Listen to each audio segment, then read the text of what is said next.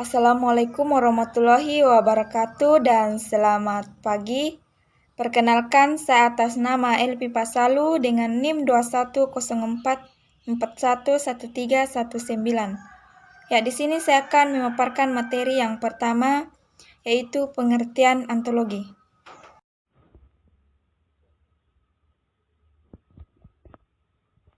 Ontologi. Pengertian ontologi.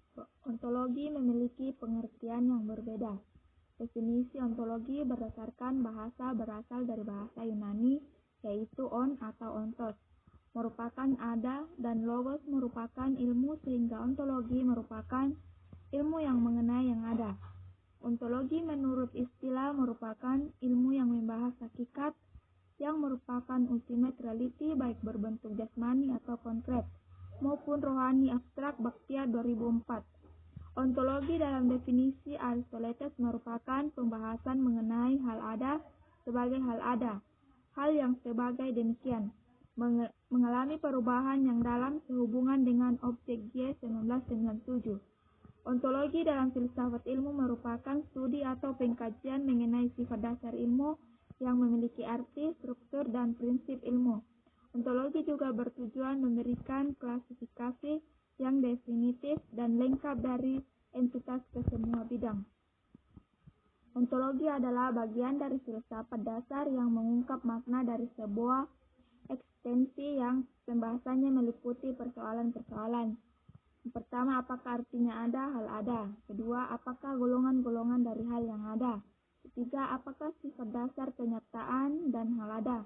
Keempat, apakah cara-cara yang berbeda dari entitas dari kategori-kategori logis yang berlainan, atau misalnya objek-objek fisis, pengertian universal, abstraksi, dan bilangan dapat dikatakan ada. Kedua, aspek ontologi. Objek telah ontologi adalah ada. Studi tentang yang ada pada daratan. Studi filsafat pada umumnya dilakukan oleh filsafat metafisika. Istilah ontologi banyak digunakan ketika kita membahas yang ada dalam konteks filsafat ilmu. Objek formal ontologi adalah hakikat seluruh realitas bagi pendekatan kuantitatif. Realitas tampil dalam kuantitas atau jumlah. Setelahnya akan menjadi kualitatif. Realitas akan tampil menjadi aliran-aliran materialisme, idealisme, naturalisme, dan filosomisme. Aspek ontologi dari ilmu pengetahuan tentu hendaknya diuraikan secara metodis, menggunakan cara ilmiah, sistematis, saling berkaitan satu sama lain secara teratur dalam suatu keseluruhan. Koheren, unsur-unsurnya harus bertautan, tidak boleh menggunakan uraian yang bertentangan. Rasional harus berdasarkan pada kaidah berpikir yang benar atau logis. Assalamualaikum warahmatullahi wabarakatuh. Perkenalkan, nama saya Faisal dari kelas 1G dengan NIM 210441126. Ingin mempresentasikan hasil kerja kelompok kami dan membawakan materi, yaitu materi epistemologi.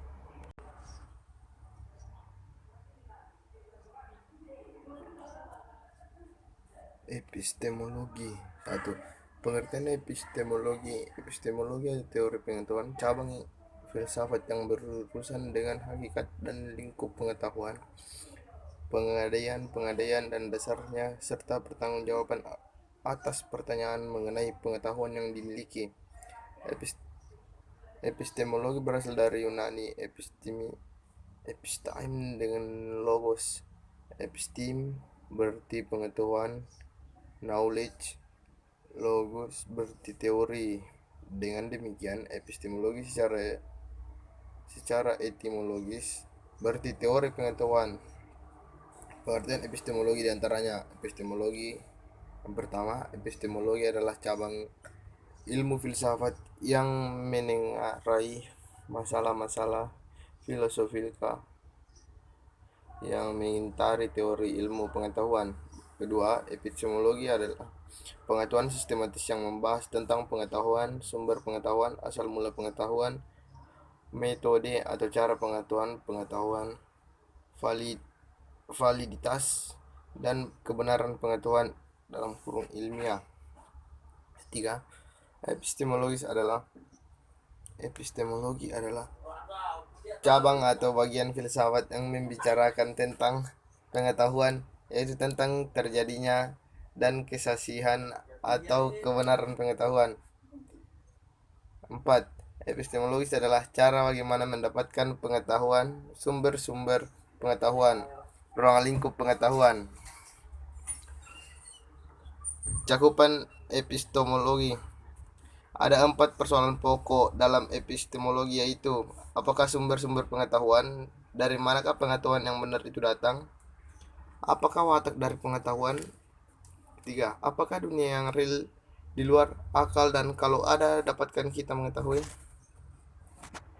apakah pengetahuan kita itu benar, valid, bagaimana kita membedakan kebenaran dan kekeliruan. 3. Sejarah epistemologi. Pernahkah pernyataan bahwa sejarah epistemologi dimulai pada zaman Yunani kuno, ketika orang memulai mempertanyakan secara sadar mengenai pengetahuan, yang merasakan bahwa pengetahuan merupakan faktor yang amat penting yang dapat menentukan hidup dan kehidupan manusia.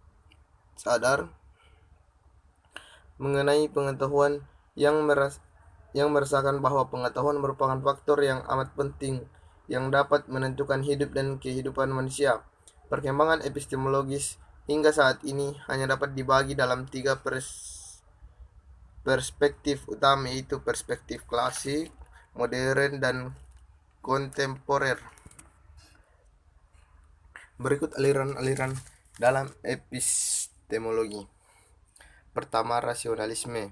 Aliran ini berpendapat semua pengetahuan sumber dari akal, pikiran, atau rasio. Kedua, empirisme. Aliran ini berpendirian bahwa semua pengetahuan manusia diperoleh melalui pengalaman indera. Indera memperoleh pengalaman dalam kurung kesan-kesan dari alam empiris. Selanjutnya, kesan-kesan tersebut terkumpul dalam diri manusia menjadi pengalaman. Tokohnya antara lain: 1. John Locke tahun 1632 sampai 1704 berpendapat bahwa pengalaman dapat dibedakan menjadi 2 macam, yaitu pengalaman luar sensation, yaitu pengalaman yang diperoleh dari luar, dan pengalaman dalam batin reflection. 2. David Hume tahun 1711 sampai 1776 yang meneruskan tradisi empirisme. Hume merupakan bahwa ide yang sederhana adalah salinan atau kopi dari sensasi-sensasi sederhana, atau ide-ide yang kompleks dibentuk dari kombinasi ide-ide sederhana atau kesan-kesan yang kompleks. Aliran ini kemudian berkembang dan mempunyai pengaruh yang sangat besar terhadap perkembangan ilmu pengetahuan, terutama pada abad 19 dan 20. 3. Realisme. Realisme merupakan satu aliran filsafat yang menyatakan bahwa objek-objek yang kita serap lewat indera adalah nyata dalam diri objek tersebut. 4. Kritisisme menyatakan bahwa akal menerima bahan-bahan pengetahuan dari empir yang meliputi indera dalam pengalaman. 5. Positivisme. Tokoh aliran ini diantaranya Auguste Comte, yang memiliki pandangan sejarah perkembangan pemikiran umat manusia dapat dikelompokkan menjadi bahan-bahan pengetahuan dari empir yang meliputi indera dalam pengalaman. 5. Positivisme. Tokoh aliran ini diantaranya Auguste Comte, yang memiliki pandangan sejarah perkembangan pemikiran umat manusia dapat dikelompokkan menjadi 3 tahap, yaitu tahap teologis, merupakan manusia masih percaya pengetahuan atau pengenalan yang mutlak. Kedua, tahap metafisis merupakan pemikiran manusia berusaha memahami dan memikirkan kenyataan, tetapi belum mampu membuktikan dan dengan fakta. Tahap positif.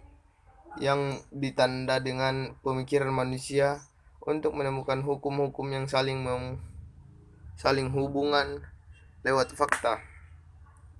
4. Metodologi memperoleh pengetahuan. Metode ini metodenya tersendiri antara lain metode induktif, dedukatif, positivisme, kontemplatif, dialektis. 5. Hubungan epistemologi dengan ilmu-ilmu lain. Hubungan epistemologi dengan ilmu logika, dengan filsafat, dengan teologi dan ilmu tafsir. Sekian dan terima kasih. Assalamualaikum warahmatullahi wabarakatuh dan selamat pagi. Baik, perkenalkan nama saya Chandra Sumadiksa dengan NIM 21044119290. Pembawa materi ketiga yaitu aksiologi. Baik. Aksiologi. Pengertian aksiologi. Aksiologi merupakan cabang filsafat ilmu yang mempertanyakan bagaimana manusia menggunakan ilmunya. Jadi yang ingin dicapai oleh aksiologi adalah hakikat dan manfaat yang terdapat dalam suatu pengetahuan. Aksiologi berasal dari kata Yunani aksion atau nilai dan logos teori, yang berarti teori tentang nilai. Dalam aksiologi ada dua komponen mendasar, yakni etika moralitas dan estetika keindahan. Etika moralitas. Etika adalah cabang filsafat aksiologi yang membahas tentang masalah moral. Dalam etika, nilai kebaikan dari tingkah laku yang penuh dengan tanggung jawab terhadap diri sendiri, masyarakat, alam maupun terhadap Tuhan sebagai Sang Pencipta. Estetika keindahan merupakan bidang studi manusia yang memperoleh tentang nilai keindahan. Keindahan yang mengandung arti bahwa di dalam diri segala sesuatu terdapat unsur-unsur yang tertata, tertib dan harmonis dalam satu kesatuan hubungan yang menyeluruh. Maksudnya adalah suatu objek yang indah bukan semata-mata bersifat selaras serta berpola baik, melainkan harus juga mempunyai kepribadian. Aspek aksiologi dari filsafat mengkaji tentang hal-hal yang berkaitan dengan nilai dan moral dalam kehidupan manusia. Aksiologi memunculkan dua cabang filsafat yang membahas tentang aspek hidup manusia, yakni etika dan estetika. Etika sosial atau filsafat moral dalam cabang filsafat yang melibatkan sistematisasi, mempertahankan dan merekomendasikan konsep perilaku benar dan salah. Bidang etika dan estetika menyangkut masalah nilai dan karenanya terdiri dari cabang filsafat yang disebut aksiologi. Etika berusaha menyelesaikan pertanyaan tentang moralitas manusia dengan mendefinisikan konsep-konsep seperti baik dan jahat dan salah, kebajikan dan keburukan, keadilan dan kejahatan.